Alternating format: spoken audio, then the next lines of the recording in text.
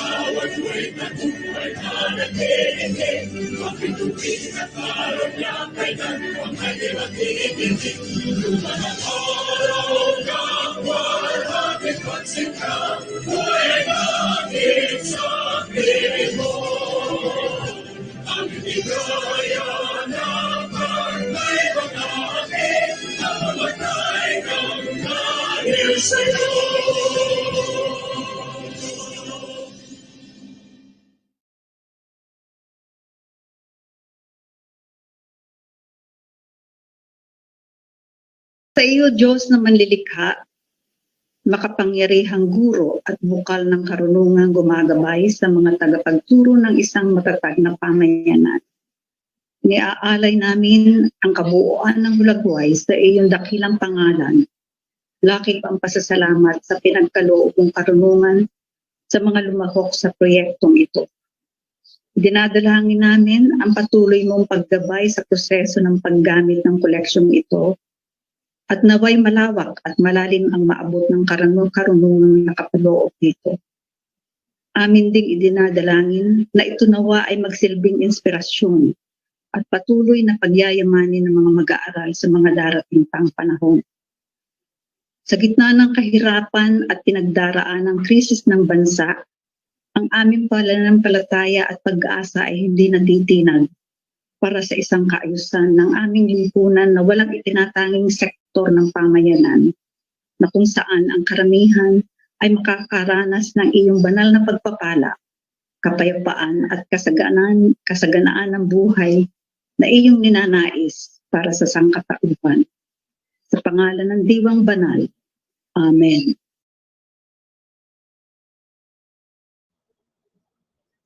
Magandang umaga, Ma'am Rica. Sa muli. Magandang umaga, Sir Richard. Baka kinakailangan magpakilala muna tayo sa ating mga audience ngayong umaga. Okay, ako ang inyong magiging host kasama si Ma'am Rica, Sir Richard P. Moral Jr. po. Ng Coronadal City, ng Coronadal City, South Cotabato po. Live na live mula dito. O diba, dulot-dulo. Ako naman po si Rica Palis mula dito sa Calamba, Laguna. Ang bayang sinilangan ni Dr. Jose Rizal. Ang makasaysayang bayan, ma'am. So, kumusta kaya ang audience natin dyan? Mukhang marami na nag-aabang sa ating Pasinaya. Ang tawag natin sa ating palatuntunan ay Pasinaya, no? Sa Tagalog, ito ang Tagalog na term for debut, no? Ibig sabihin pag-inaugurasyon, paglulunsad, no? Ano naman yung Kruhay Hulagway, Sir Richard? Ang Kruhay Hulagway, magsasalita ako sa konteksto namin dito, Ma'am Rica. Sa amin kasi kapag sinasabing hulagway, ito yung tinatawag na itsura, pero nanggaling ito sa tinatawag nating salita na nabubuo. Pero papansinin natin na ang hulagway ay pagpapakita ng mga imahen ng kasaysayan sa pamamagitan ng wika. Nagkakaroon tayo ng refleksyon at batis ito ng ating kaakuhan bilang Filipino. Okay. So, Kruhay Hulagway. At ngayong umaga ay ilulunsad po natin, papasinayaan natin ang mga naging resulta ng proyektong ito. Mamaya makikita nyo, masasaksihan natin at ikukwento pa namin sa inyo ang proseso ng pagbubuo ng mga produkto ng Kruhay Hulagway. Pasasalamat ito sa akin personally sa pagiging bahagi ng ating proyekto, Ma'am Rica, sa Kruhay Hulagway. Yes, si Sir Richard po ang isa sa mga may akda ng mga modules na itatampok natin dito sa Kruhay Hulagway. Ngayon, para lubusan nating sasabihin natin, sisimulan yung ating palatuntunan. Hindi nagiging buo ang ating palatuntunan, Ma'am Rica, kung talagang hindi natin bibigyan ng pagkakataon na magsalita ang isa sa pinaka-importanteng panauhin na mayroon tayo dito sa ating pagpapasinaya, Ma'am Rica. Mahalagang-mahalaga siya sapagkat siyang kinatawan ng komisyon ng ahensya ng gobyerno na sumuporta sa proyektong ito. Naririto po ang ating Executive Director ng National Commission for Culture and the Arts, Ryan Alejandre, ang Makisi. Maraming salamat po sa ating mga MC. No? Maayong buntag sa atong tanan, sa mga nananaw siguro diri nga Bisaya. Maayong buntag sa inyong tanan. Magandang araw po sa ating lahat ngayong umaga. I will read to you the message, of course, in behalf of the National Commission for Culture and the Arts. So, culture can be defined broadly as well as narrowly. To put it simply, we think of it as a society, so a way of life and way of thinking. Cultural elements such as language, religion, symbols, and the arts interact through explorations. The influence of travelers, merchants, the babaylans, the teachers, rulers, citizens, and more. Educational institutions, educators, and educational materials count among the most effective agent of cultural development, change, and perhaps even transmission.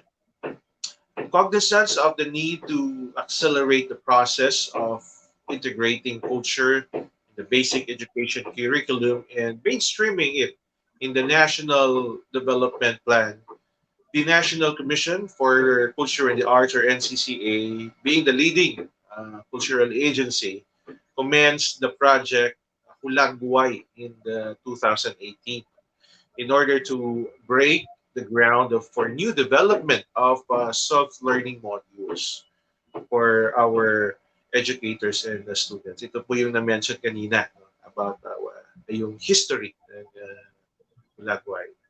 The educational modules compiled under the Kruhay or Hulagway, which in Hiligaynon means ito yung long live, and yung Hulagway is mentioned kanina ng ating mga MC is images or hitsura.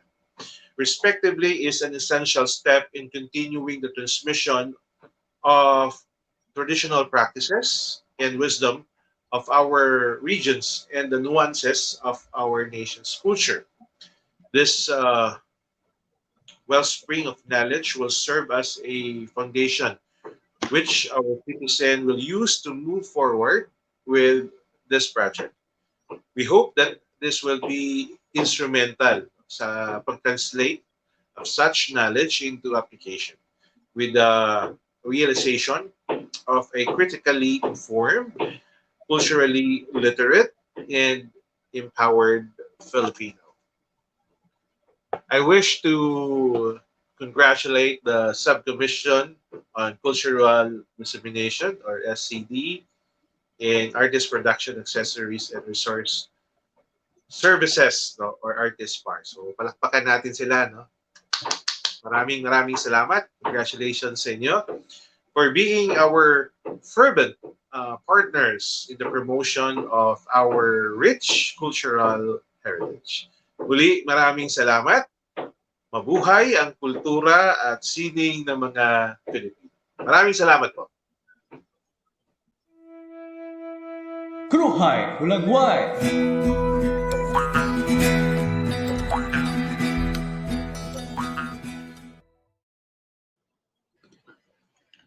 Ayan, salamat po, Executive Director Ryan Alejandre ng National Commission for Culture and the Arts. Ang NCCA po ang pinaka-ahensya ng gobyerno na sumasaklaw sa mga usapin ng kultura at sining. Itinatagpo ito noong 1992 sa bisa ng isang Republic Act at ito po ang nangangasiwa sa lahat ng usapin na may kinalaman sa sining at nakapaloob po dito ang iba't ibang ahensyang pangkultura ng ating gobyerno kagaya ng National Museum, National Historical Commission of the Philippines, National Library, Philippine National Archives, Cultural Center of the Philippines, at may nakalimutan pa ba ako? National Commission sa Wikang Filipino. Komisyon sa Wikang Filipino, napakahalaga, no? So ito po ang mga ahensyang nakapaloob sa NCCA at ang NCCA po ay binubuo ng iba't ibang mga komisyon, 4 na subcommission. Subcommission on Cultural Heritage, Subcommission on the Arts, Subcommission on Cultural Communities and Traditional Arts, at Subcommission on Cultural Dissemination. Nabanggit po ni Executive Director kanina na ang proyektong ito ay nasa ilalim ng Subcommission on Cultural Dissemination. At ang subcommission po na ito ay binubuo ng 3 komite. Ang Committee on Cultural Communication, Committee on Language and Translation, at Committee on Cultural Education. At ang proyektong ito, Kruhay Hulagway, ay nasa pagsisikap ng 3 komite na ito. Sir Richard? Magtatanong tayo, Ma'am Rica, ano nga ba yung tinatawag o kasaysayan ng sinasabi nating Hulagway? Paano ito nabuo sa pangunguna po ninyo at pangunguna ng ating 3 committee sa ating subcommission for cultural dissemination? Sa ilalim po ng leadership ni Dr. Orlando Magno, na siya noong head ng Subcommission on Cultural Dissemination, nabuo ang proyektong ito na pinamagatang Hulagway. Hulagway pa lang, wala pa yung Kruhay noon, Sir Richard. And that was 2018. Unang isinagawa ang pananaliksik sa 2 pamayanan, cultural communities, na ang mga wika ay nabibilang sa itinuturing na nanganganib na mawala. Ito ang mga Dupaningan Agta at ang Tandulanan Tagbanwa ng Palawan. Ang Dupaningan Agta ay nasa Cagayan. Sana nga lang hindi sila nasama dito sa disaster na inabot ng kababayan natin sa Region 2. No? So ito po ay isang pananaliksik sa kanilang lingwahe, sa kanilang wika. At mula sa pananaliksik ay binuo ito ng isang komite ng cultural communication sa isang produksyon, isang video production, isang video documentary, at itinanghal ito sa iba't ibang cable stations nationwide noong 2019. At ngayong 2020, ito naman ang toka ng National Committee on Culture Education upang ang mga video na ito ay isalin sa mga modyul at nang sa gayon ay maging bahagi ng mga leksyon sa iba't ibang paaralan sa Pilipinas sa antas ng basic education. So, Sir Richard, nakakatuwa kasi mula sa 2 videong ito, nanganak ng 65 modules. At yun yung kagandahan natin kasi swak na swak siya sa learning modality na nagaganap ngayon. Katuwang natin yung Department of Education din sa pagpapatupad ng mga modules na ito. Yun yung kagustuhan natin bilang mga guro, Ma'am Rica, ay maabot natin yung ating mga kabataan na hindi nahihinto ang pag-aaral sa kultura at pagpapahalaga sa wika. Kaya naman, Ma'am Rica, ang ating susunod din na magbibigay ng kanyang mahahalagang pananalita ngayong umaga ay ang pinaka-importanting panauhin din natin sa umagang ito. Walang iba, ang ating chair ng National Committee on Cultural Education, Dr. Vicente C. Handa.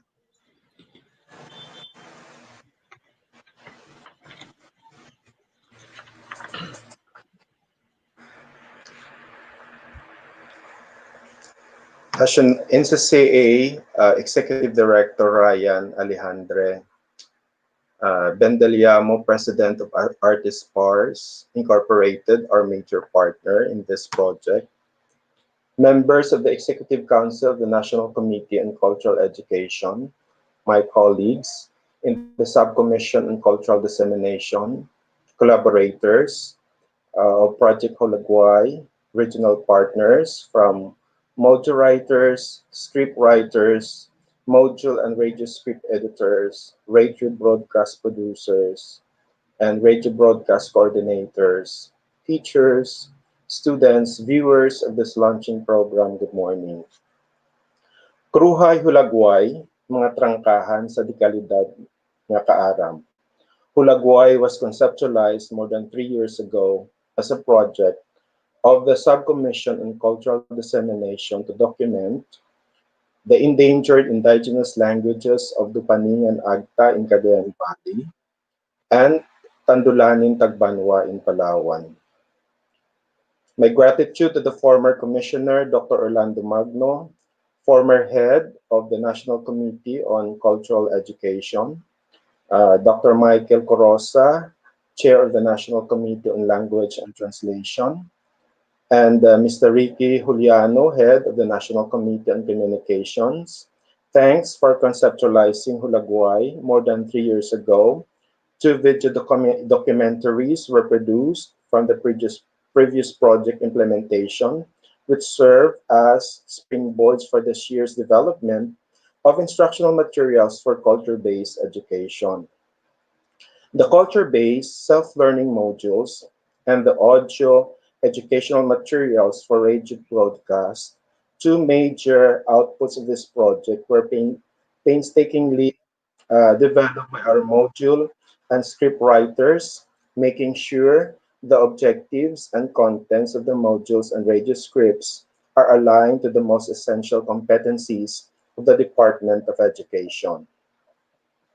I would like to thank my colleagues in the National Committee on Cultural Education, Vice Head Carlo Ibeo, Dr. Josephine Rosos, Dr. Muhammad Rindo, Dr. Livita Duhay Lungsod, Mr. Jun Hamero, Mr. Rodel Bugarin, Mr. Tim Dakanay, Dr. Aida Paragison, Ms. Agnes Lasin, Mr. Harold Mercurio, Mr. Dan Ralph Subla, our ex officio member Mr.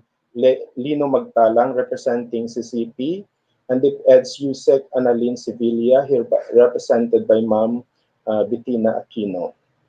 Thanks for your wisdom and collective efforts in the reconceptualization of Hulagway in order to conform the project to the contemporary demands of the new normal. Pressed with very limited time due to the pandemic, and considering that we're given only the go signal to start the project sometime in August, NCC Ed Executive Council members and officers pulled our ideas together in order to reconceptualize the project to its current frames. We would like to thank our project implementer, Artist Pars Association Incorporated, for accepting the challenge to implement the project despite a very limited notice. We would like to thank our regional partners for without you, this project may not come to fruition. The major challenge of this project was placed on the shoulders of our teachers who serve as module writers and script writers. They were tasked to connect the contents of the 2 video documentaries to the most essential learning competencies of the Department of Education, thanks to the genius, creativity, talents, and expertise of our teacher collaborators.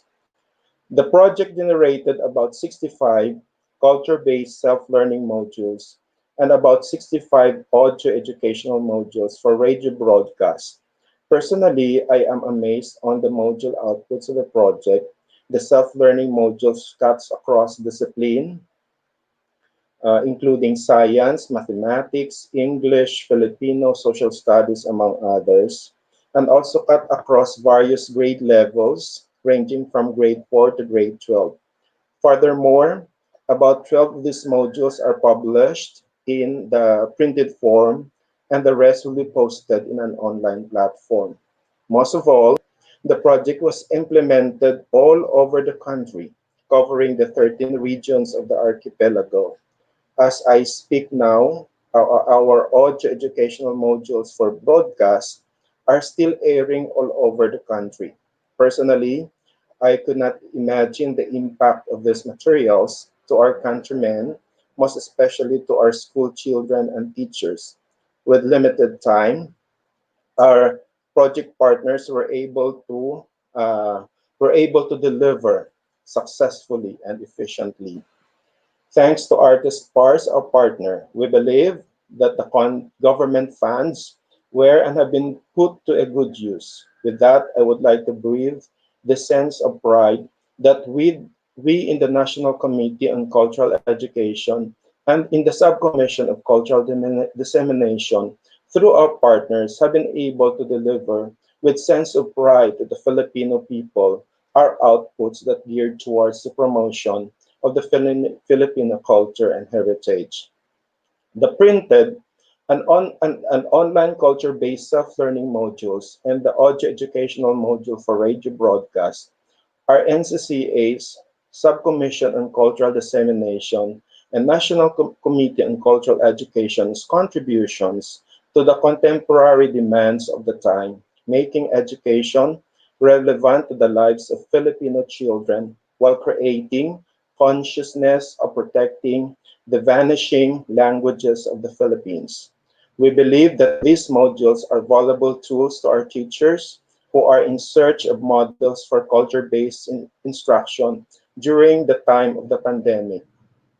Before I close, I would like to give three important takeaway lessons reflective of the Filipino culture that I learned from this project. I would like to share this in three themes, namely resiliency, creativity, and bayanihan. Resiliency. I have seen the spirit of resiliency in action all throughout the project reconceptualization and before reconceptualization. I have seen the spirit of resiliency in action all throughout the project reconceptualization and implementation. Amidst the pandemic, the project was reconceptualized to keep in sync with the contemporary needs of self-learning modules. That self-learning modules at the intersection of DepEd's most essential learning competencies and NCCA's mandate to educate and disseminate Filipino culture, and I am very pleased of the outputs. Creativity. I am thankful for the display of creativity from all of you, our partners, from our project implementers in the national level under Artist Pars, and the creativity of our regional collaborators, most especially our module and script writers and the production team for exhibiting in acting creativity in the entire process of the project. I am amazed at the breadth and the depth of your outputs, which contribute to this sense of, or to this feeling of sense of pride of the Hulagway project. Lastly, bayanihan. Our Filipino sense of cooperation. Without your displayed sense of bayanihan, considering our limited time and resources, the project objectives will not come to fruition. Salamat sa lahat for displaying that spirit of bayanihan without which we cannot do something remarkable as the Hulagway. Finally, despite the success of this project, I would like to personally express my apology for any lapses or any unintended acts of omission or commission which is given in any collaborative endeavor. We celebrate the success and we feel sorry for our lapses. Then we move on for the next greater challenges as we journey together as a family. Again, taos-pusong pasasalamat sa lahat at magandang umaga.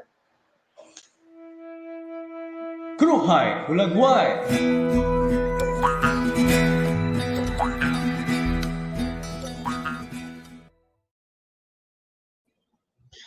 Maraming salamat sa isang napakagandang mensahe, Doc Handa. Talagang hindi napapagod yung tinatawag nating cultural educators. Sapagkat naririto sila kahit may pandemya, tuloy-tuloy ang pakikipagsapalaran at pakikipaglaban mula sa isang proyekto na durungawan ay nandito tayo ulit sa ating Hulagway. Mukhang mayroong common elements tayo, Ma'am Rika. Hulagway at durungawan, mukhang nakasilip tayo lahat sa iisang elemento. Mukhang wala po tayong mikropono, Ma'am Rika. Um, mukhang may common element. Sabado na naman natin ginawa itong launch ng mga nakaraang Correct. Sabado rin natin ginawa ang mga huling araw ng serye ng ating Durungawan at muli nagkita-kita tayo dito pero this time hindi na tayo nagko-conduct ng webinar, tayo ay naglo-launch na ng module. Parang walang kapaguran ang mga guro, no? Sir Richard, totoo ba yan? Talaga bang ang teacher hindi na uubusan ng energy? Ano ba ang sikreto ng mga guro? Kasi kahit ang dami niyong ginagawa, na ipasok niyo pa rin at naisingit niyo pa rin Ganun ang talaga, pagsusulat Ma'am ng Rica, basta't modules. mayroon tayong tungkulin para sa bayan. Kasi gusto nating ipakita na hindi lamang matatapos yung ating pagiging edukador. Sa pamamagitan ng pagiging pagtuturo, pagsusulat pang lalo, ay mas maipapakita natin ang impluensya natin sa lipunang ginagalawan. Higit walang classroom ngayon o physical classroom tayo, Ma'am Rica. Kaya naman, maaabot natin ito sa mga platform na katulad nito. At I think hindi talaga napapagod yung mga guro natin kasi mukhang hindi kayang tibagin ng COVID-19 dahil full of resistance pa talaga sa ating ginagawa ngayon. So Ma'am Actually, Rica, mas mahirap ngayon ang situation natin, di ba, Sir Richard? mas mahirap ang sitwasyon ng talaga habang kinukudkod mo yung module, sinestaple mo, ipinamumudmod. So yun talaga yung nagiging proseso. Kung minsan hindi pa nagbibigay ang bata ng kanyang module, kukulitin mo ulit sa pamamagitan ng text at i-inform na hindi nakapagbigay ng module. Ganung mga proseso at yun yung hamon natin. Kaya dapat hindi tumigil yung ating mga kaguruan para ipakita at ipaabot yung ating pagtuturo. Kasi tayo ding mga guro, habang naglalakbay tayo dito sa pandemya na to, habang tumatawid tayo rin marami tayong natututunan, ano? Opo, Ma'am Rica, kasi kamangha-mangha din itong Hulagway sa proseso ng Hulagway. Ipinanganak noong nakaraang taon, parang nagkaroon ng napakahabang proseso bago ibigay talaga. Mukhang swak na swak siya talaga yung paglikha ng module na ipinakita dahil hindi naman natin inaasahan yung pandemyang nangyari ngayong taon. Okay, you're right, Sir Richard. Itong proyektong ito na kinonceptualize ng National Committee on Cultural Education bilang bahagi ng tatlong hakbang na proyekto ng Hulagway, no? Kinonceptualize ito ng National Committee on Cultural Education. Pero sabi ko nga, Sir Richard, hindi talaga to pwedeng gawin ng isang committee lang kasi ang daming involved, di ba? May module writers, may editors, may radio script writers, tapos may mga producers ng mga radio broadcast Radio material. programs. Di syempre may mga radio talents din yan, di ba? At saka meron tayong mga radio stations na kinalampag para dito. Kaya hindi talaga ito kakayanin kung wala ang tulong ng isang organisasyon na may mahabang karanasan na sa pag-oorganisa ng ganitong proyekto. At kasama natin sila ngayon, ang presidente nito ng Artist Production Accessories and Resources Association Incorporated, si Mr. Bendel Yamo. Congratulations to the National Commission on Culture and the Arts, Subcommission on Cultural Dissemination for the successful Kruhay Hulagway project.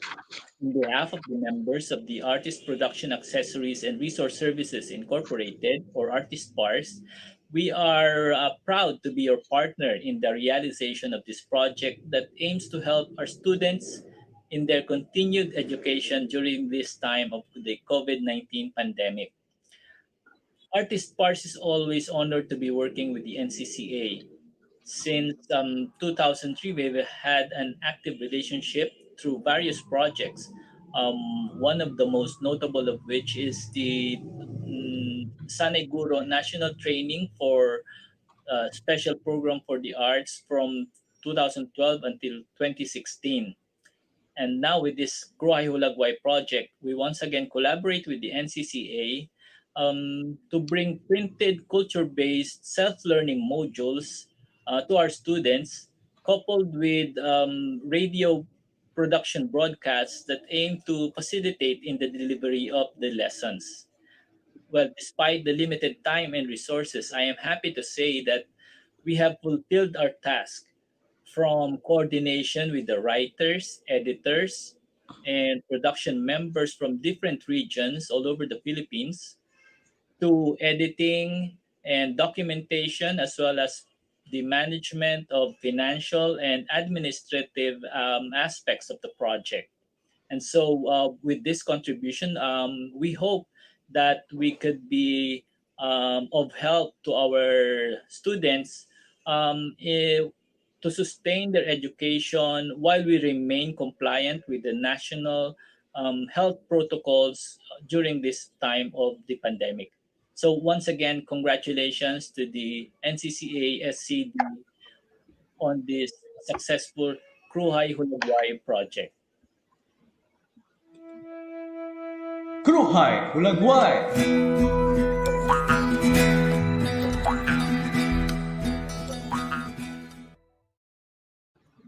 Salamat po, Sir Bendel. Talagang napakaganda ng kanyang sinabi, Ma'am Rica, na sila, ang Artist Four, ay nagiging katuwang sa pagbibigay ng pag-aaral, ng aral sa ating mga kabataan sa kasalukuyang panahon. Kasi alam naman natin na ang panahon ngayon ay hindi normal, para bang nagkakaroon ng pagbabago sa lipunan. Hindi ito magagawa ng iisang institusyon lamang, at napakahalaga na maipakita ng kapwa o kasabay natin sa mga ganitong larangan yung tinatawag nating tulong. At isa ang Artist Par sa ganitong kontribusyon, nagbibigay kontribusyon upang itaguyod pa ang pag-aaral. Nagpapasalamat po tayo doon sa ating President. At tama ka, Sir Richard. Kasi tumakbo ang proyektong ito ng halos sa 5 buwan. Actually, maiksi yung 5 buwan dahil ang proseso pa lamang ng pagsusulat ng module ay napakahaba na, no? Considering na ang material na pinanggalingan nito ay siguro ay medyo malayo sa karanasan ng mga module writers, no? Medyo talagang kailangan din nilang magsagawa ng sarili nilang karagdagang pananaliksik para matiyak nila na tama yung isusulat nila sa module at angkop at hindi ito magdadagdag ng maling pag-unawa sa kultura ng mga akta at ng mga tagbanwa, no? Kaya ang dami nating collaborators dito, no? From the writing of the modules, they were edited, dumaan sa mahabang salaan, tapos isinulat, translate into scripts, no? At yon, meron tayong 65 modules, no? Collaborators. Pero, yun nga yung maganda, Ma'am Rica, kasi gusto nating yung imahe na mabubuo ng hulagway na ito ay hindi lang basta imahen na so-so na lang, kundi dumaan sa lente, sa critical na lente at pangunawa ng ating mga eksperto. Kaya napakarami ng ating mga collaborators, yun nga yung sinabi mo, kasi gusto nating maipakita at maidagdag ito sa kaban or panitikan or kung sinasabi nating yaman ng ating pagbasa sa ating pag-aaral. At kasama natin sila ngayong umaga, Sir Richard, nanonood sila ngayon sa Facebook, sa YouTube. Hindi lang Hello po. Yes, kasama natin ang ating magigiting na mga members ng committee na siya rin naging regional project coordinators at natiyak na sa bawat rehiyon ay kumikilos ang mga guro at mga kasama natin sa pagbuo ng proyektong ito. I think we have audiences watching from Samar, no? From Samar. Mr. Edo Bertonde, maupay nga aga.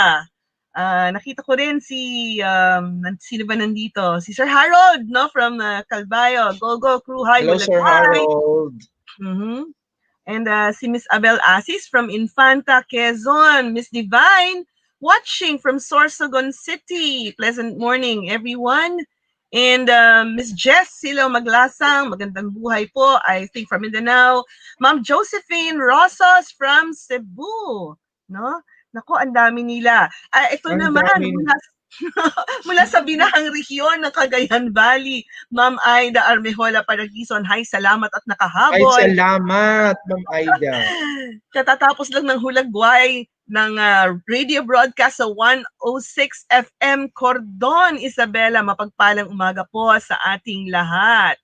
Meron pa ba tayong mga messages dyan? May mga taga Davao din dito. Sir June, nandito nagkakaroon ng ating pag-antabay. Si Sir Rindo din nandito. Sir Carlo, nakikita ko yung ating mga cultural educators, yung ating mga modyul writers ay bumabati rin. Kung hindi dahil sa kanila, mawawalan tayo ng hulagway. Kumbaga, kayo ang nagpuno at nagbigay ng figura at yun yung hulagway na tinatawag natin. Kaya ang paglulunsad na ito, ang pasinayang ito ay kabahagi kayo, no? Para Out po of sa the inyo. out of the 65 modules ay meron tayong piniling 13 na ating ililimbag into print. At ngayon ay ipapakilala natin, pero bago natin ipakilala yung 13 na yon na ililimbag, panoorin muna natin ang isang maiksing AVP para maikwento sa inyo sa pamamagitan ng mga hulagway ang mga prosesong dinaanan ng iba't ibang reyon na kalahok dito.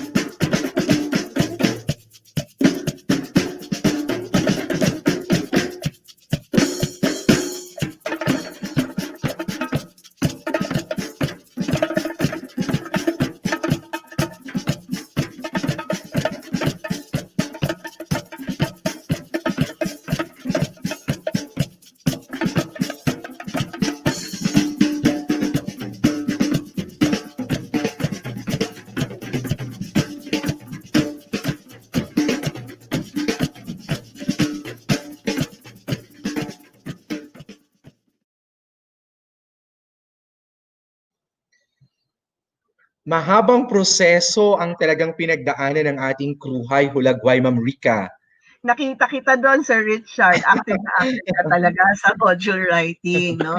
So ano po ang resulta ng lahat ng ito? Ito na ang ating cover ng ating compilation. Ito po ang pabalat ng ating Kalipunan ng mga module. Yan. Okay. So, designed ni Jerome Bonto. At ngayon po, silipin natin ang talaan ng mga may akda ng mga module. Silipin po natin at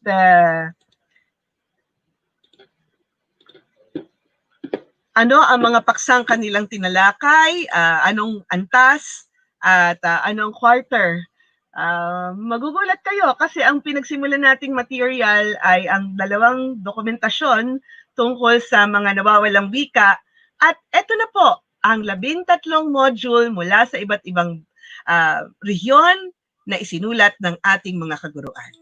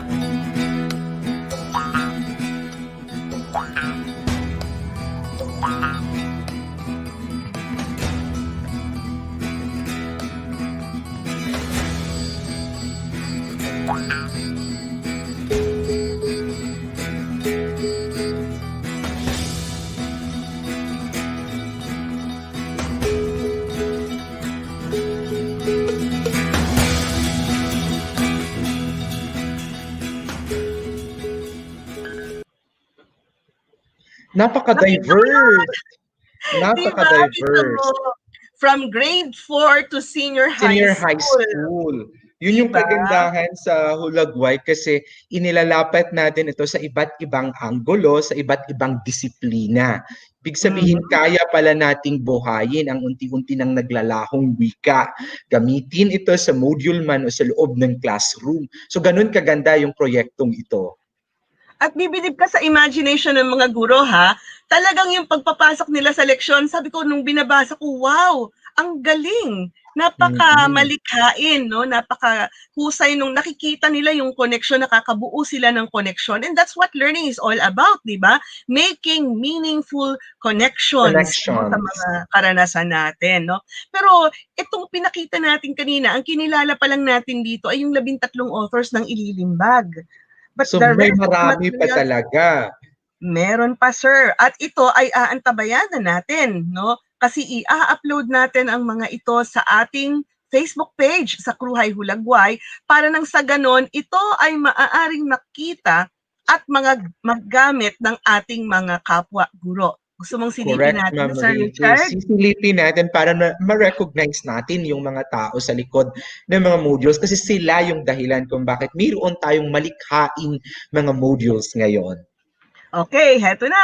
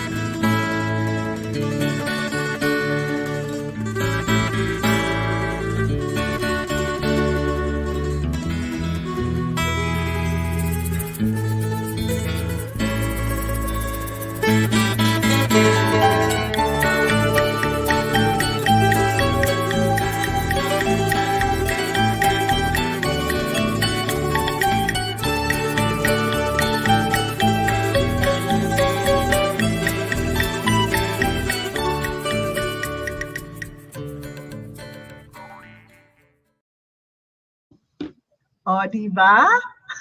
Talagang mayamang-mayaman yung ating naani sa atin. Napakahalaga ng ani. Ito yung harvest na natin ng mga kaisipan na nilagyan natin ng figura at hulagway, Ma'am Rica. Maraming salamat. Bahagi ako ng napakagandang proyekto nito kasi noon pa man gusto na nating magkaroon ng contribution para sa ating lipunan at nabibigyan tayo ng pagkakataon dahil dito. Maraming salamat. So wag po kayong maiinip kasi come January, makikita nyo na sa Facebook page natin ang mga modules na ito. So antabayanan nila. Oo, hindi tayo tumigil sa modules, di ba, Sir Richard? Correct, hindi lang tayo tumigil sa module sapagkat may mga mahahalagang elemento din upang maging total package yung ating hulagway na presentation. Kaya naman mahalagang elemento din yung tinatawag nating radio production at paano natin lalapatan ang modules, bibigyan natin ito ng figura sa pamamagitan ng ating radio production. Ibibigay natin ang panahon na ito kay Ginoong Ralph Dan Subla na magbibigay sa atin ng isang mahalagang elemento, isang mahalagang component ng ating proyekto. Palakpakan po natin sila with a virtual clap, si Sir.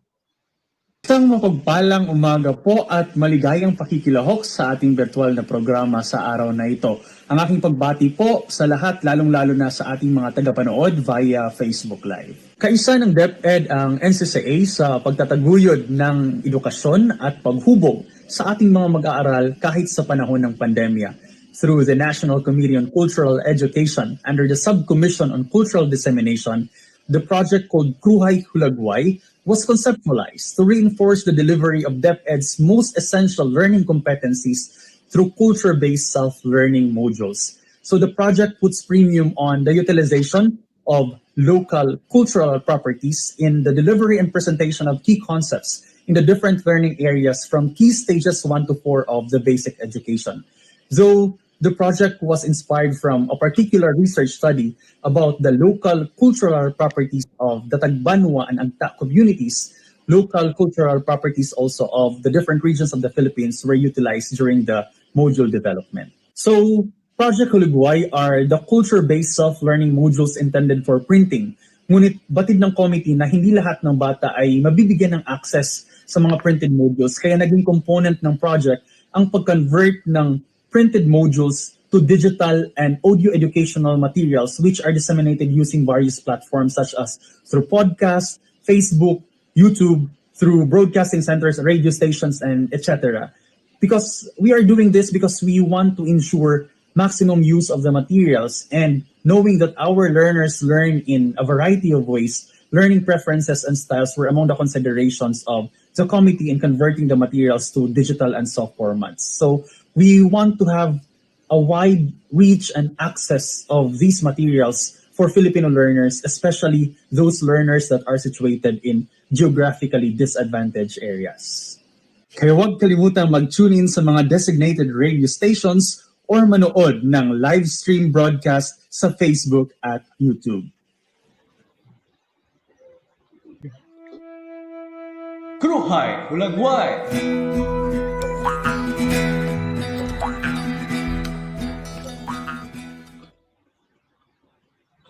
O ayan, tinapatan ng 65 audio educational materials ang 65 modules.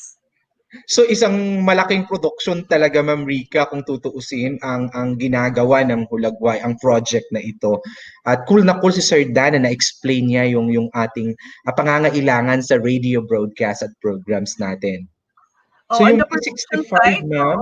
on the production side, dahil ganun kalaki nga, hindi tumigil din ang artist pars, no? At kasama nito ang Arts Research and Training Institute in Southern Tagalog para matiyak na ma-deliver natin ang lahat ng mga kailangang maisagawang ito, no? At magkaroon ng maayos na coordination sa iba't ibang mga rehiyon, no? At yun yung mahalaga, Ma'am Rica, na hindi natin ito maibabahagi sa ere kung wala tayong mga partners, wala tayong mga stakeholders na tumutulong din sa atin para maipalaganap yung ating mga nabuong module.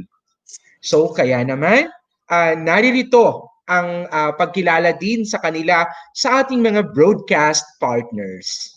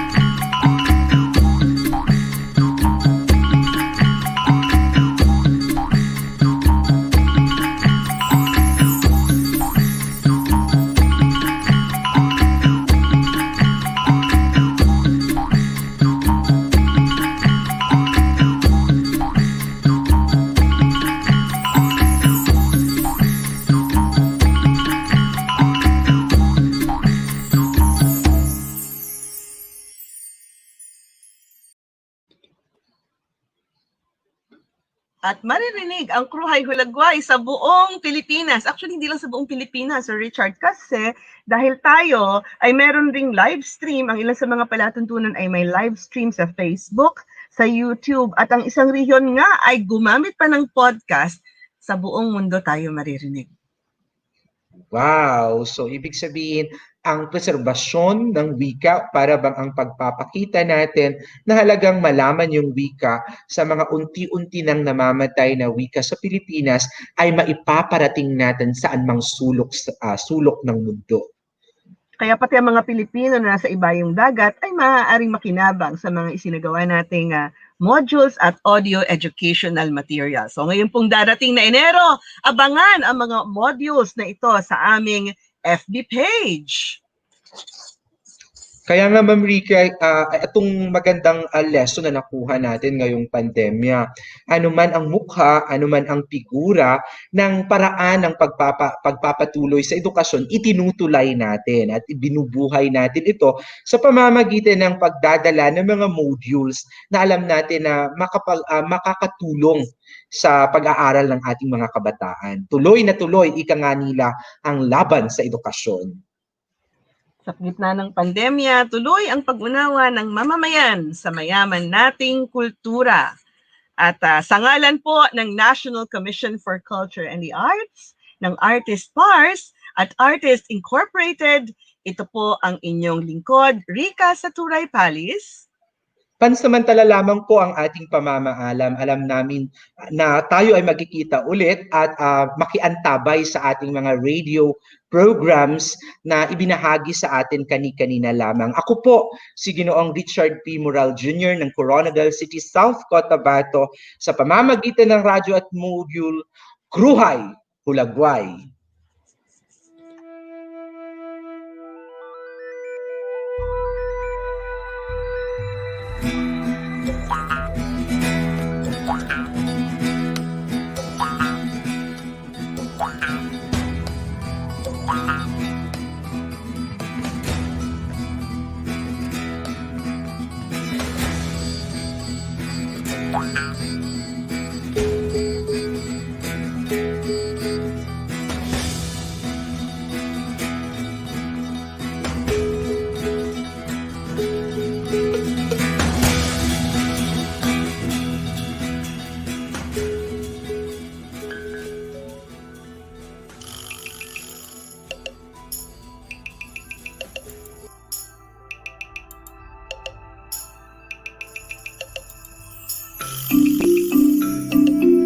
Kruhay Hulagway.